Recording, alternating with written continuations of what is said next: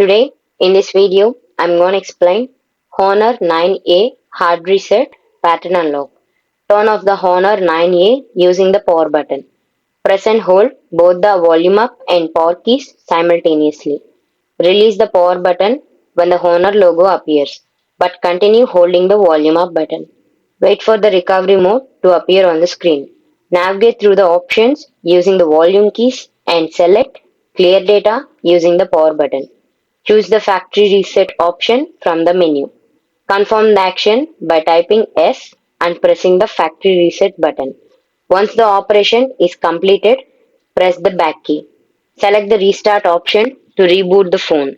After the reset, all data will be erased and the phone will return to its original factory settings.